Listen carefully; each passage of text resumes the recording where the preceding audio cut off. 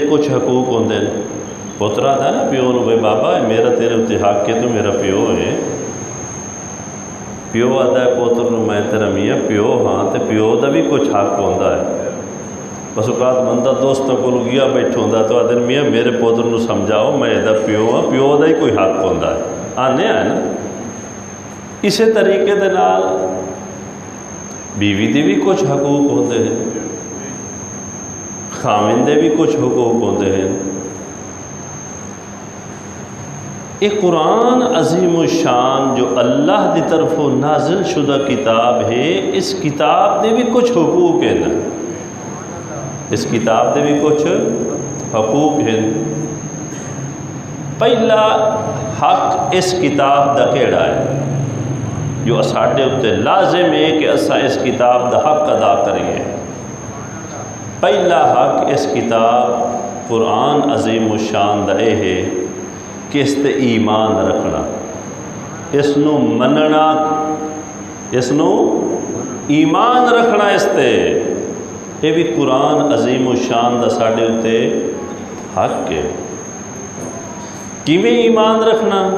ہن اس ایمان دی تھوڑی جی تفصیل عرض کرے سا اس تے ایمان رکھن دی پہلی بات یہ ہے کہ اس قرآن عظیم الشان تے اے ایمان رکھنا کہ اے کتاب اللہ سائیں دی طرفوں نازل کیتی ہوئی کتاب ہے یہ کہیں دا کلام ہے اللہ دا کلام ہے کسی مخلوق دا کلام نہیں کسی عربستان والے عرب والے دی بنائی ہوئی عربی نہیں یہ کہیں دا کلام ہے اللہ پاک دا کلام ہے یہ ایمان رکھنا ضروری ہے دوسرا ایمان کس تے دوسری کہ یہ ایمان رکھنا کہ اللہ دی آخری کتاب ہے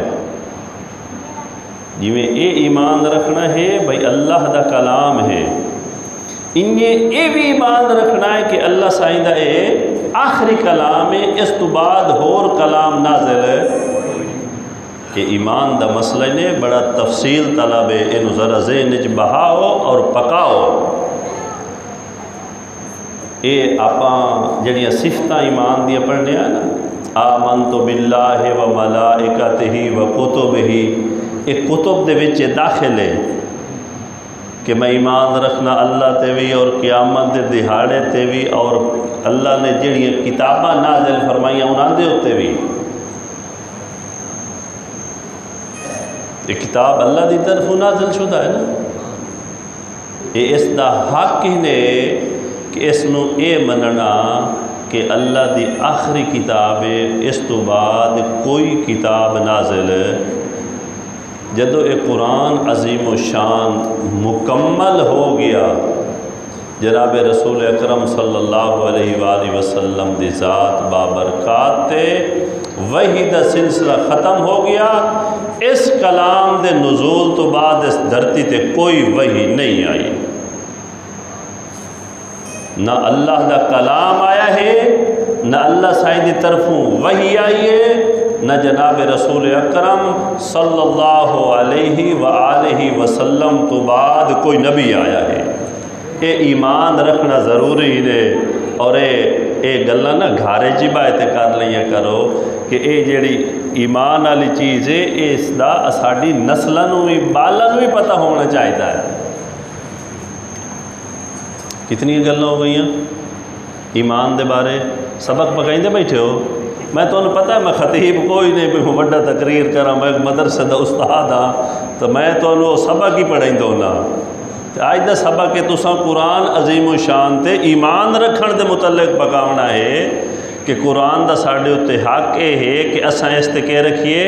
ایمان رکھیے ایمان دی تفصیل یہ ہے کہ سب تا پہلو انہوں اے مننا ہے کہ کلام کہندا ہے اللہ دا ہے عرشاں تو نازل ہویا ہے کسی مخلوق دا کلام نہیں دوسرا ایمان رکھنا ہے کہ اللہ پاک دا ہے آخری کلام ہے اس تو بعد ہور کلام نہیں آیا تیسری بات جڑی ایمانیات چوئے سمجھنا ضروری ہے کہ ایک قرآن عظیم الشان آج تو 1400 سال پہلوں جیویں نازل ہویا انہیں اج محفوظ ہے۔ یہ بھی ایمان رکھنا ضروری نے، گل پکاؤ۔ کئی بندے انہوں شک شبہ پائے ودے ہوندے ہیں، یہ دی حفاظت دے بارے بھی شک پائے گیا نا کہ پتہ بچوں کوئی کسے گھٹا لیا یا کسے ودھا لیا۔ کہ تیری میری گل تھوڑی ہے ہوندی ہے، میں تو ایک گل کرے نا میرے کو سننا اگلی اور کرے دا ہے، اس تو بعد اگلا اور کرے دا ہے، اگلا اور کرے دا ہے۔ وہ گل اتھو کیویں ہائی تے پڑھ دی کیویں جا پڑھی، یہ اللہ دا کلام ہے، یہ دے وچ کوئی رد و بدل کوئی تبدیلی۔ تو انہوں پتہ ہے کلام بلا نازل اللہ تعالیٰ دی طرف ہوتا نازل ہویا،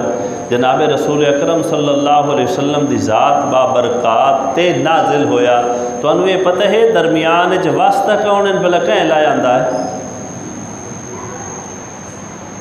حضرت سیدنا جبرائیل علیہ السلام اور حضرت جبریل علیہ السلام سارے فرشتیاں دے سردار ہیں۔